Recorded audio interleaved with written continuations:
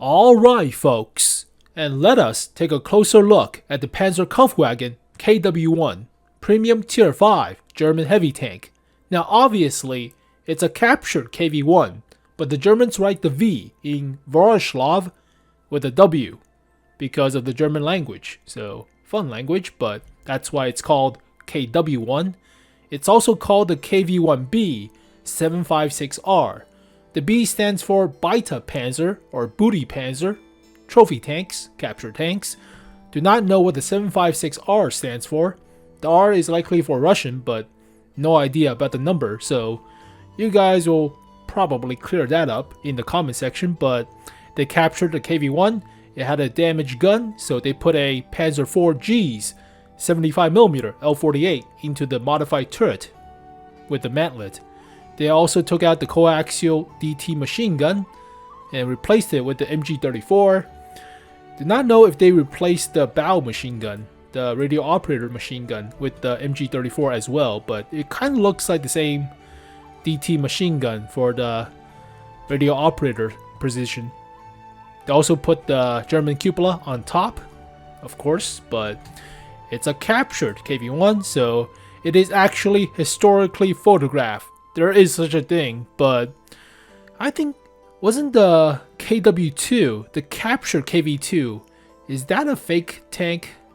I have no idea, but it had the cupola as well for the KV-2, but I might look into that. But I like my KV-1s. They could take a gigantic beating. They're a brick wall of a tank design back in the early 1940s, practically. So they took a lot of punishment from like Panzer IIIs and Panzer IVs. Little Panzers means nothing to the KV tank, but it's more accurate now with a German gun. It has better view range because of the German cupola, so German bias, we'll take a look. But premium tank makes more credit and correct XP. It's been photographed, it's a real tank, so modified with the German 75mm L48 from the Panzer IV. Same engine as the KV-1, same hull and turret except for the mantlet on the turret and the cupola. They also replaced the radio, I think, so a little bit better radio, supposedly. But crew of 5 fits all the Tiger 2s and Tigers and Luvas. So let's take a look at the firepower of the 75mm. 115mm of pen, which is about average at tier 5. 110 alpha for a 75mm average, but this thing has gun depression compared to the KV-1 at 10 degrees, which is pretty nice. 20 elevation. Turret traverse is actually not half bad, 25. It's about the same as other KV-1s, so not surprising, but 1774 DPM, which is alright. It's about 2000 with a rammer, but not as good, I believe, as the 85mm on the actual KV-1, but this thing has the accuracy. It's about the same accuracy as the 𝘗𝘗, but the 𝘗𝘗 is a tank destroyer, so that's actually not half bad. Whereas the average is like 0.41 or something, so that's pretty decent. About the same aim time, so fair enough, but here is the comparison page. Penetration is 5mm less than the 76mm on the KV-1 Shielded or KV-1E or the KV-1SA. And obviously it doesn't compare to the 85mm in terms of alpha, but this thing reloads faster than the KV-1 Shielded, so that's nice. 10 degrees of gun depression, which is also nice. About the same aim time, not counting the KV-220, but the 220 has preferential matchmaking, so that's why it's such a low penetration for the gun. Aim time is about the same, a little bit better than the 85mm, obviously. Best accuracy, actually. So that's nice. 0.43. Oh god, that is not good. And DPM is about the same ballpark, not as much as the 85mm, but that's alright. So let's take a look at the shell velocity for this 75mm. 790 meters per second for AP round, which is okay at tier 5. You still have to lead your shot, but yeah, you have to lead a little bit more compared to what you experience at higher tiers. But APCR is about 200 more meters per second in terms of shell velocity, and 162mm of pin, which is alright. You could pin a few tier 7s from the front, but not much. Yeah, you're not going to do much against a IS tank or T-29's armor with that pin. Not really. So you only annoy them most of the time, or unless you shoot at the cupolas or battle machine gun spots. So not much. 𝘗𝘢 is alright. High explosive is high explosive. Don't carry too much of the high explosive, but let's take a look at the soft stats. So dispersion wise, while moving the hull and traversing the hull is not great, but then again, that's about the average for low tiers. Moving the turret is alright, so snapshotting is not half bad. Shell velocity is about the average, so let's quickly compare with a KV-1 shielded. Better accuracy, better dispersion too, so that's nice. A lot better turret traverse dispersion as well, so that's also nice, but not as fast shell velocity. 950 compared to 790.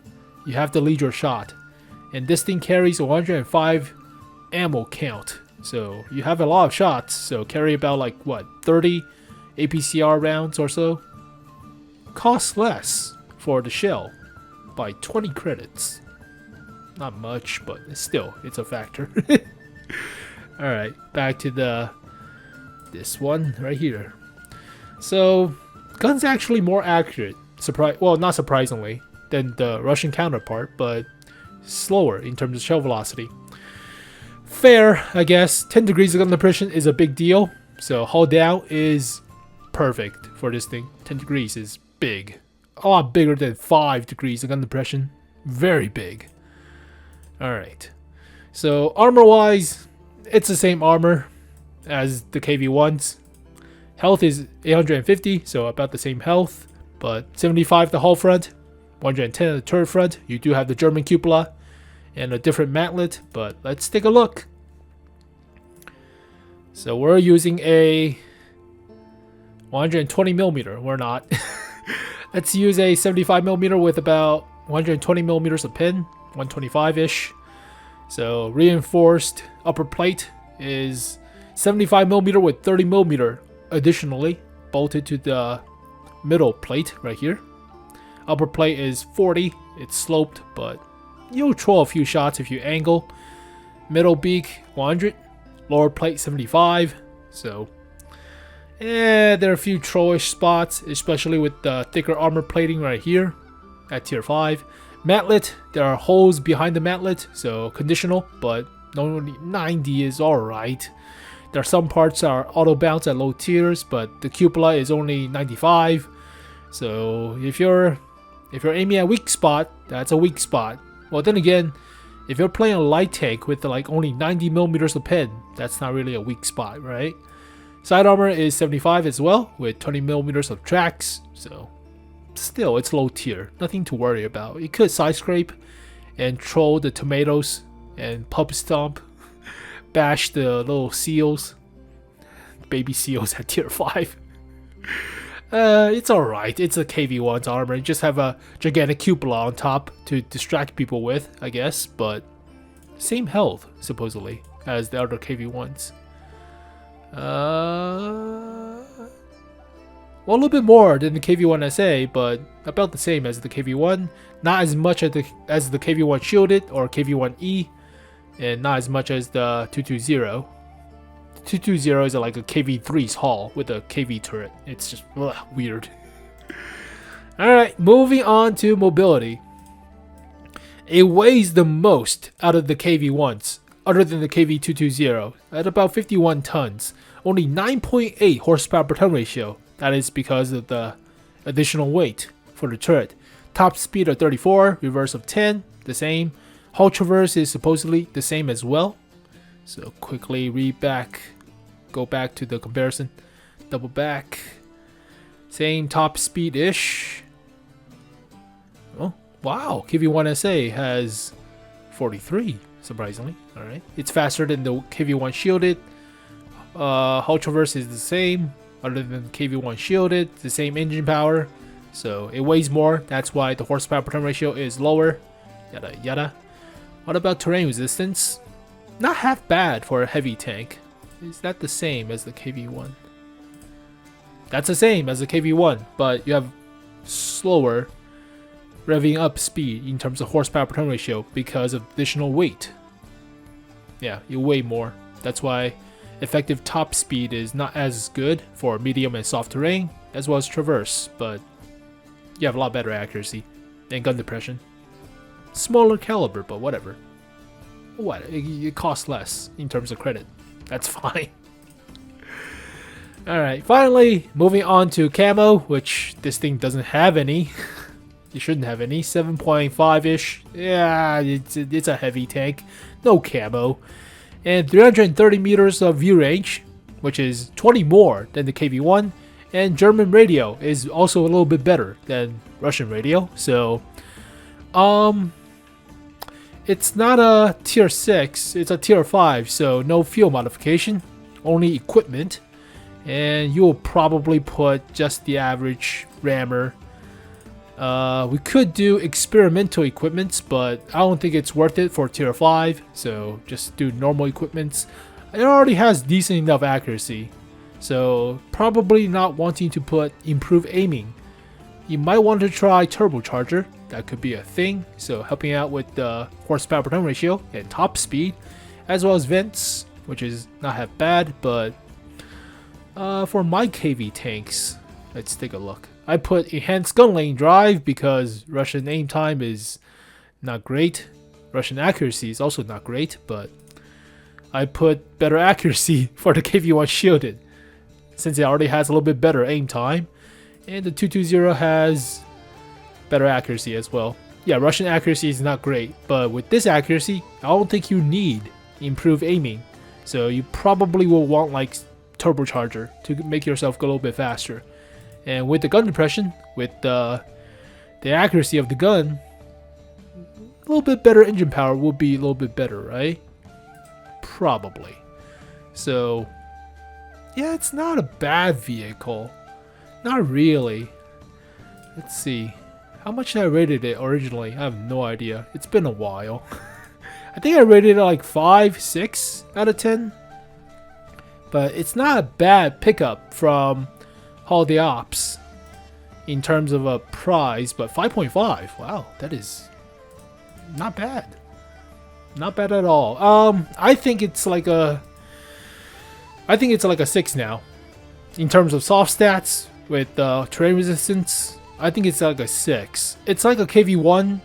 You have a little bit better gun performance, actually a lot better gun performance at the cost a little bit of the penetration and a little bit of the shell velocity, but it's a premium tank.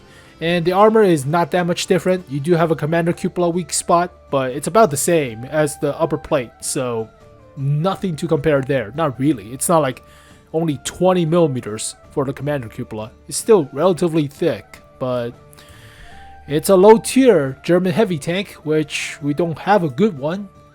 The 𝘗𝘯𝘯-65, that thing doesn't count. It hasn't been released. It's been collecting dust for like 7+ years. It's huge.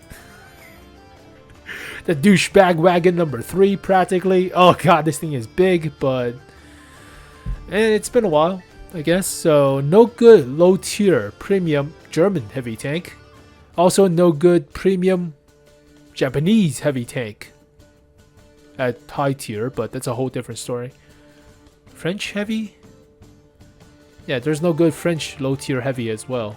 Now when I think about it. British heavy already has the Excelsior. Oh god, gross. Or the TOG, but yeah, Excelsior. Gross. Alright.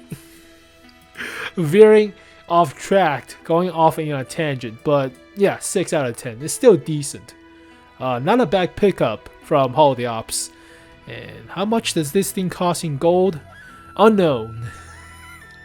So if you get duplicates, hopefully they'll give you more than enough in terms of duplicate cost. 1,500 for a Churchill 3? Oh, that's the relic. What about KV-1 shielded? That's more recent. Still 1,500. Oh, come on.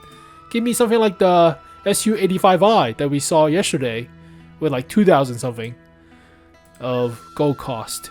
Still 1,500. Jeez. Come on, guys. Give us more gold in terms of a duplicate. Oh, it's all 1,500. Jeez.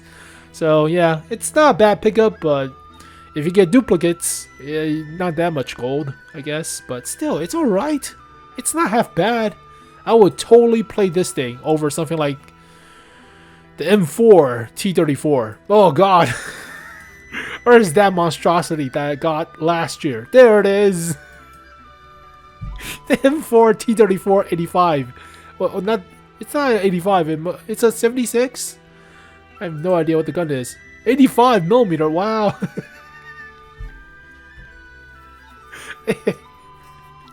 It has garbage DPM, garbage accuracy, long aim time, but it's a Sherman, so it's like a tier 5 𝘗𝘯𝘯𝘳 practically. It's not good. It's not good. It's yeah. I would definitely play the Capture KV1 over something like this. So 6 out of 10, not bad. Maybe 6.5 if I'm a little bit German biased, but yeah, it's pretty good. Well, there you go, folks. The captured Beta Panzer. Booty Panzer, big booty. But thank you guys for watching this video. Hopefully you guys enjoyed it. I'll see you guys next time. Peace.